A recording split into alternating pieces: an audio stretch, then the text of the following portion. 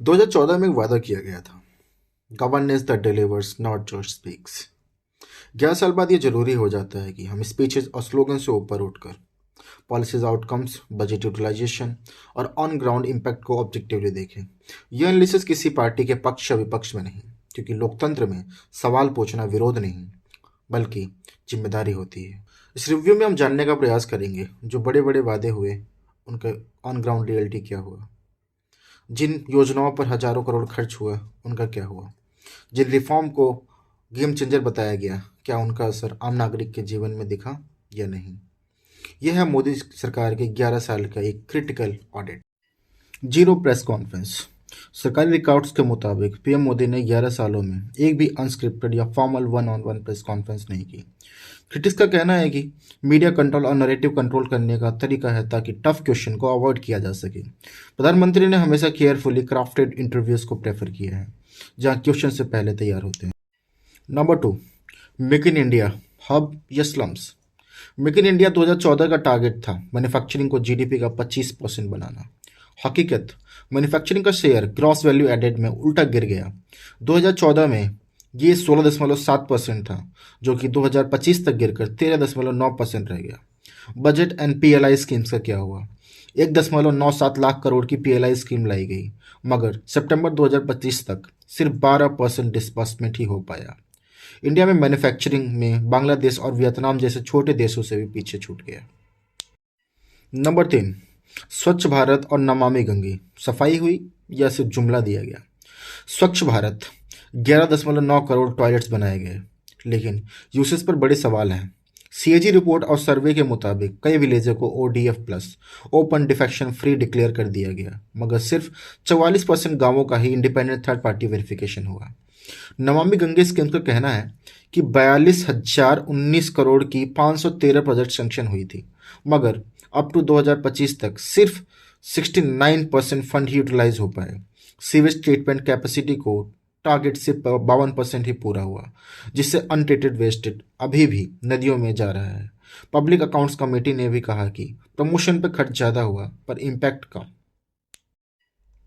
बेटी बचाओ बेटी पढ़ाओ, 56% सिर्फ और सिर्फ विज्ञापन पर खर्च। इस स्कीम को 2015 में लॉन्च किया गया। पार्लियामेंट्री डेटा के मुताबिक शुरुआती सालों में टोटल फंड का 364 करोड़ रुपए अप्रॉक्स 56% सिर्फ और सिर्फ विज्ञापन और मीडिया कैंपेन पर खर्च कर दिया गया। आउटकम क्या निकला? 161 डिस्ट्रिक्ट्स में से 53 डिस्ट्रिक्ट्स में चाइल्ड सेक्स रेशो उल्टा गिर गया। क्रिटिक्स का मानना है कि फोकस हेल्थ पर एजुकेशन के बजाय सिर्फ इमेज बिल्डिंग पर रहा। नोटबंदी, डिमोनेटाइजेशन और काला धन का क्या हुआ? 2016 में ब्लैक मनी खत्म करने के नाम पर 500 और 1000 के नोट बंद कर दिए गए। आरबीआई ने बताया कि 99.3% करेंसी बैंकों में वापस आ गई, जिसका मतलब है कि ब्लैक मनी न्यूट्रलाइज नहीं हुई। लॉसेस क्या हुआ? जीडीपी में 102% की गिरावट आ गई। इनफॉर्मल सेक्टर में अराउंड 3 मिलियन नौकरियां चली गई। टेरर फाइनेंसिंग और करप्शन खत्म करने का क्लेम भी ऑन ग्राउंड फेल ही दिखा। हर साल 2 करोड़ नौकरियां। मोदी जी ने हर साल 2 करोड़ जॉब्स का वादा किया था। इंडिया पिछले 45 साल के सबसे वर्स्ट अनएम्प्लॉयमेंट से गुजर रहा है। अनएम्प्लॉयमेंट रेट सीएमआईई डेटा के मुताबिक अप्रैल 2022 में अनएम्प्लॉयमेंट का दर 7.9% तक पहुंच गई थी। लेबर फोर्स पार्टिसिपेशन रेट 2016 के 47% से गिरकर 39.7% हो गया है। किसानों की आय दुगनी, एनपीएम किसान। 2022 तक फार्मर्स की इनकम डबल करने का टारगेट रखा गया था। फार्मर्स की इनकम डबल नहीं हुई, लेकिन उनका कर्ज बढ़ गया। हर साल 6,000 रुपये पीएम किसान एक इमरजेंसी शील्ड तो है, पर इनपुट कॉस्ट जैसे फर्टिलाइजर, डीजल इतना बढ़ गई है कि 500 रुपये प्रति महीना काफ़ी नहीं है। रियल वैल्यू इन्फ्लेशन की वजह से हर साल कम होती जा रही है। बुलेट ट्रेन का क्या हुआ? 2023 डेडलाइन का क्या हुआ? मुंबई अहमदाबाद बुलेट ट्रेन का टारगेट 2023 था। करंट स्टेटस क्या है इसका? डिले की वजह से अब टारगेट 2027 और 2029 तक फुल्ली कंप्लीशन दिया गया है। 1.1 लाख करोड़ की इस प्रोजेक्ट में अब तक सिर्फ 125 रोड किलोमीटर का आरसी ट्रैक ही बेड कंप्लीट हुआ है। पॉल्यूशन एंड एनवायरमेंट दुनिया में सबसे पीछे। विश्व गुरु बनने का क्लेम करने वाले India environmental performance index EPI 2024 में 180 देशों में से 176वीं रैंक पर है। एयर क्वालिटी में इंडिया 177 पोजीशन पर है, सिर्फ पाकिस्तान, बांग्लादेश और नेपाल से ऊपर। इंडिया पिछले 10 सालों में इन्वायरमेंट हेल्थ में लगातार नीचे गिरा है। Corruption and transparency, electoral bonds and PM cares. भ्रष्टाचार मुक्त भारत का स्लोगन के बीच ट्रांसपेरेंसी पर सवाल उठे। इलेक्टोरल बॉन्ड्स, सुप्रीम कोर्ट ने इसे अनकॉन्स्टिट्यूशनल करार देकर स्ट्राइक डाउन किया क्योंकि ये डोनेशन के बदले फायदा को बढ़ावा दे रहा था। बीजेपी को इसका 55 से 57% शेयर मिला। पीएम केयर्स, इस फंड में 10,000 करोड़ से ज़्यादा जमा हुए, मगर आरटीआई और सीएजी ऑडिट बाहर है, जिस वजह से इसकी टोटल ओपेसिटी पर सवाल उठे हैं। 5 trillion economy and dollar rate का क्या हुआ?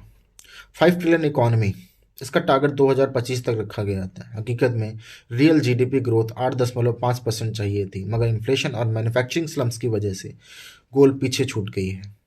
रुपी, जिसका वादा किया गया था $1 को हम 40 रुपए तक लाने में कामयाब होंगे, मगर ये हिस्टोरिकल लो पे है क्योंकि $1 के बदले आज का रेट जो है 91 रुपये पहुंच गया है। Paper leaks and education revolution, शिक्षा की क्रांति के दौर में स्टूडेंट्स का भरोसा टूटा है। Paper leaks, NEET, UGC, NET, CSIR, NET और कई स्टेट लेवल एग्जामिनेशन जैसे लेखपाल, बीपीएससी में लगातार पेपर लीक्स ने सरकारी मॉनिटरिंग फेल की है। न्यू एजुकेशन पॉलिसी 2020 आने के बाद भी एजुकेशन स्पेंडिंग जीडीपी का सिर्फ 2.9% है, जो 6% के टारगेट से बहुत कम है। स्कूल में 1.2 मिलियन टीचर्स की कमी है।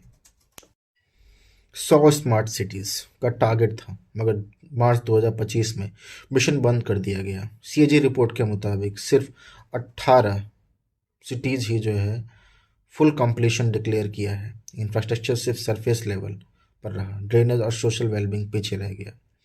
पीएमएवाई हाउसिंग जो योजना लॉन्च करी गई थी 2022 तक, हाउसिंग फॉर ऑल का वादा फेल हुआ।